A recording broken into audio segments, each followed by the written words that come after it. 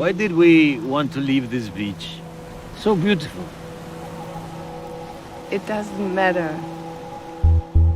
I usually like to begin the year by talking about my favourite horror movie of the last 12 months, yet while the answer to that is Last Night in Soho, I'm going to save that for another time because there is one movie that has, as the cool kids on Twitter say, lived in my head rent-free since the day I saw it back in July.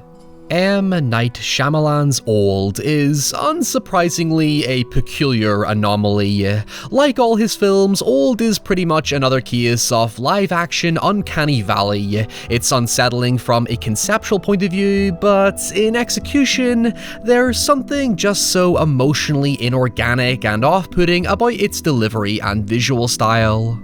Shyamalan always seems to present his ideas at face value without much regard for nuance, and thus he ends up in this weird valley of schlock that's as inadvertently uncomfortable as it is confusingly laughable. He can be a very acquired taste, hence the fiercely polarizing reception he typically receives from both critics and audiences like myself. Yet, with Old in particular, I personally think it's perhaps one of the most heartfelt and equally heartbreaking films of his career, to the point it almost matches the conflicted sentiments I share towards Signs and The Village, regardless of his unusual creative choices. Look, Old is not a perfect film. Hell, at times I struggle to even call it a great film. At best, it's a troubled, conflicted effort that lacks a certain amount of necessary self-awareness, especially regarding its notoriously misguided depiction of mental illness. However, when we dig away at the surface, there are a few poignant ideas to be unearthed that become deeply harrowing when explored within the context of the source material it's adapted from. Old is based on a 2010 French graphic novel by Pierre-Oscar Levy and Frédéric Peters entitled Sandcastle. It tells the story of a group of families who meet on a secluded European beach, where they later begin to realize that time is moving rapidly, specifically 30 minutes equating to 1 year, causing each of them to physically age while mentally remaining the same. Yet, perhaps most puzzling of all, for some strange unknown reason, they discover they cannot leave the beach, as doing so causes them to faint and gravitate back to where they began. That's basically about it. It's a plotless story without a resolution, driven by character and thematic conflicts that, to put it lightly, very audaciously explores aging, maturity, death, racism, and just a lot of excruciatingly uncomfortable things about human nature that I probably would not have read had I knew what was going to be in it. I'm honestly a little surprised it even got published. To call Sandcastle and Old a horror story is somewhat broadly accurate, yet taken as a whole, it's arguably more fitting to simply call it genreless, because it really all comes down to your personal interpretation of the central theme, that being how powerfully influential time is on our perception of life. Now, given our current circumstances, Old is fittingly timely, as Shyamalan and many of the cast have shared in their individual reading of the material. While the film doesn't directly address the pandemic, it does bring up a lot of general fears and anxieties about how finite and thus precious time truly is, especially under stressful circumstances, as well as the subsequent fragility of life itself, such as cancer and dementia. I know I've covered this topic dozens of times before, but what makes this story so unique is how it highlights our subconscious and ubiquitous obsession with time. In other words, put it this way, when was the last time you brought up time in some context or another? Because when you think about it, it's practically all we ever talk about, if not directly so. Oh, it's only Wednesday? Shit, I thought it was Friday. Oh wait, season 3 of Succession is already over? It felt like it just started. Now I have to wait 2 years until it returns? Hey, remember that time you embarrassed yourself like a decade ago and your brain just decides to randomly remind you about it at 3 AM when you're trying to get a few hours sleep because you have to be at work for 8 AM to finish off a deadline that's due at the end of the week? To put it simply, in the opposing words of the Rolling Stones, time is not on your side. It does not not care about your feelings. It is essentially the henchman of death, and while yes, that sounds like an incredibly cynical and pessimistic perspective, all makes it very clear that time is just incredibly exhausting, and there is nothing you can really do about it. Okay, I didn't expect this video to get as dark as it is. By the way, throughout this video, make sure to leave your thoughts on Old and or Sandcastle in the comments below as we go along. And if you enjoyed the video, please leave a cheeky wee like to help feed the algorithm gods. And finally, if you want to support the channel in going more independent and access our Discord and ad-free uncensored videos, please consider pledging to me on Patreon. Okay, that's enough shameless self-promotion. So, generally speaking, both versions of the story are relatively similar in premise, but dramatically different in execution.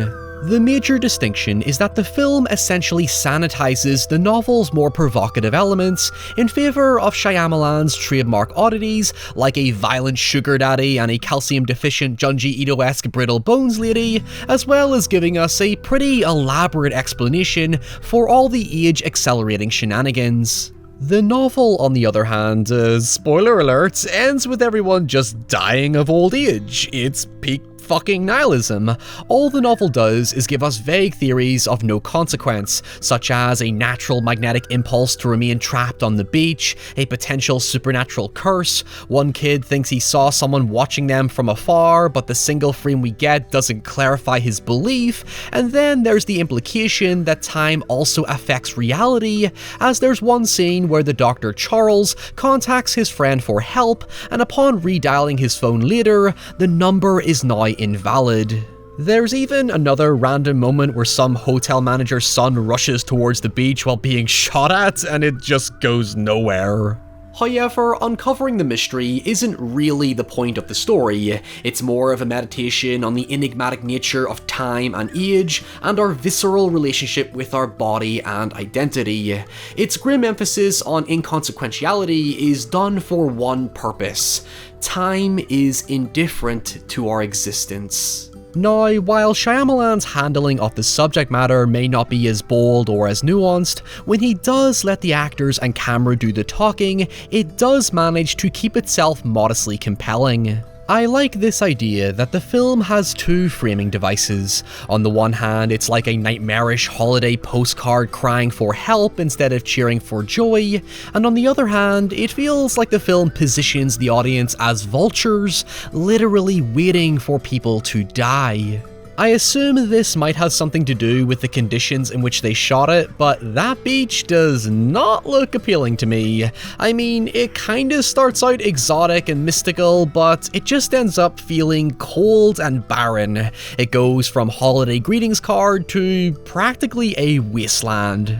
After all, everything within it is literally dead, and what follows is this really fascinating style of cinematography that seems to deliberately break some technical rules in filmmaking. Actors are sometimes blocked just barely within the frame or partially outside it, while there is rarely a specific vocal point to attract your attention, suggesting to me it's meant to reflect how distant and distracted each character feels in that moment, encapsulating the entire film's emotional disposition. I know it's cliche to say, but the setting is basically purgatory, a state of limbo, and since time moves uncontrollably, it makes sense that it feels jarring and unnatural, especially as the same could be said about the deliberate choice of pacing. You'll have these drawn-out periods of time wasting followed by drastic developments in mere minutes or seconds of screen time. For example, the time between the kids first aging to discovering someone is watching them to Charles' elderly mother dying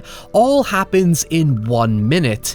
It's that sharp, overwhelming unpredictability that drives it. You genuinely do not know what's going to happen next, and a big part of it plays into the non-progressive plot structure. Sure, you have Shyamalan's own ending added on to create some sense of catharsis, even if it contradicts the original point of the story, but ignoring that, one element it does faithfully follow is how it subverts the idea of the characters uniting together to uncover the mystery.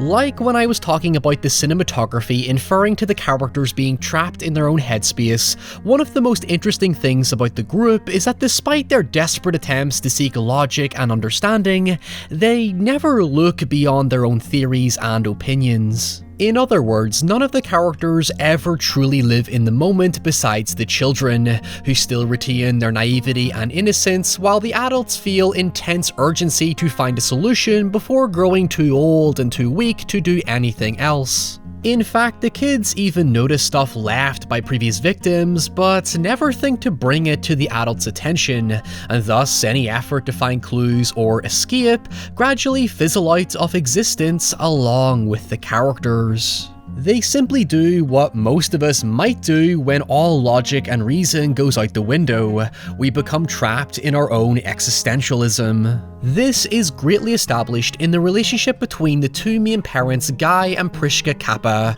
soulfully played by Gael Garcia Bernal and Vicky Krieps, who bring the most humanity to the story, despite the clunky material they have to work with. It's made clear in the opening that they're going through a divorce, but intend to have one last family vacation with their kids before telling them, while Priska is also dealing with a stomach tumor that may or may not be terminal. It immediately calls back to the ubiquity of time in our lives, as Guy is presented as someone who cautiously lives for the future, while Priska seemingly lives in the past. But what stands out is that neither of them appreciate the time they share in the present. You could say it somewhat plays into this idea that the characters have figuratively buried their heads in the sand of their own problems, doubts and worries, and now they're unable to be grateful of what time they have left. There's a twisted, poetic irony to it. We've all heard the tales about how time flies by in an instant, but here, while the characters might physically change, psychologically they remain the same. As time externally moves, internally it stands still. They have to witness each mentally agonizing moment of their decay. So now is the time to brace yourself, because spoilers for the ending, this brings us to the scene that really struck a chord with me.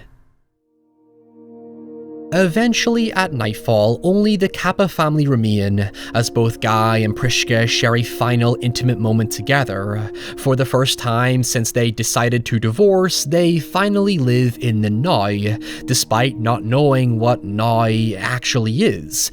Time has made them tired. They no longer have the energy to resist their burdens or feel the emotional pain they've held on to for so long. They reconcile with age, and in their final moments they accept that whatever it was they were fighting about, it doesn't matter anymore.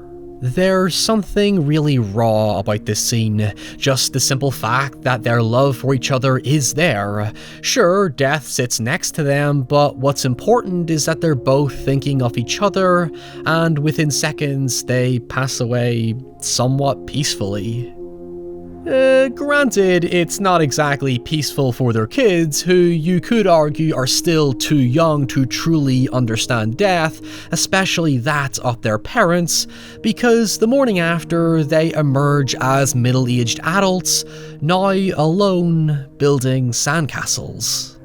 That's essentially where the novel ends. The only difference is that earlier in the story, one kid gives birth to a baby who in the film instantly dies, but in the novel, the baby is actually the last one standing after everyone dies the night before. The lasting image of a sandcastle is meant to be a very direct piece of symbolism that has a dual meaning. On the one hand, it's symbolic of childhood innocence, which we can all relate to, but on the other, as we all know, sand is symbolic of time. It's not just from the hourglass we're so familiar with, but in this context, as the tide rises and water waves brush over the sandcastle, it decays and washes away, leaving no signs of its existence, somewhat like us. One day we'll be gone too, and time will still just keep moving by. However, of course, Shyamalan could not resist adding on his own ending, which isn't really a problem, it's just not thematically in line with the rest of the story. So basically, the theories from the novel are pretty much confirmed as true as part of this big pharmaceutical conspiracy. When the characters first arrive at the mysterious resort, they each receive individual cocktails that are revealed to be experimental drugs designed to heal various illnesses which each character uniquely possess, like cancer, epilepsy, hypocalcemia, and hemophilia. The idea is that the researchers are using this earthly magnetic anomaly to fast-track research that would otherwise take years, even decades to conduct, so it poses this moral conflict of killing a few to save potentially millions. The kids are able to escape the beach by using a journal they decode that shows that an underwater coral passage is immune to the effects of the anomaly. They're then able to inform the police and take down the lab, ending on a very jaded but somewhat hopeful ending, I guess you could say. Now, to be honest, I'm fine with this reveal because credit where credit is due, I do think it is actually pretty inventive and justifies itself pretty well without completely explaining the age acceleration. I mean, the lingering mystique of the beach is still maintained, it's just showing that it's a precious natural resource now being exploited by capitalism, which, yeah, sounds about right. It ultimately doesn't subtract from anything that the film shows, but it does highlight Shyamalan's typical overzealous need to surprise us when I would be more curious to see what people would have thought about it had he used the original ending, because the novel has one last soul-shattering nugget we need to talk about. At nightfall in the novel, before each character succumbs to age, a story is told about a king who was foretold that any time between tomorrow and several years from now, a half-man would come to take his soul. But instead of embracing whatever time the king had left, he spent all his time building a fortress to protect himself, refusing to see his loving family out of fear that the half-man would be at the door. However, despite all his efforts and sacrifice, the half-man just suddenly appears before the king, declaring that he can go where he wants, when he wants, thus cementing the theme that time and death have no regard for our actions or general existence.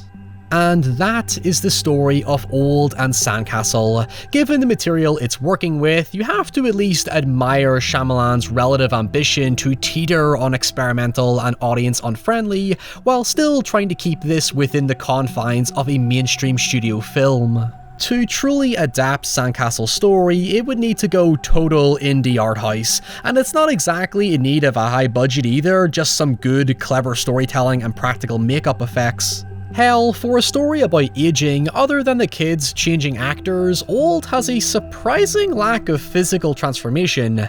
I would much rather see it in the hands of someone like Gus Van Sant or David Cronenberg because, well, Sandcastle pretty much feels like a Cronenbergian-esque story, with a particular emphasis on the flawed and vulnerable human condition.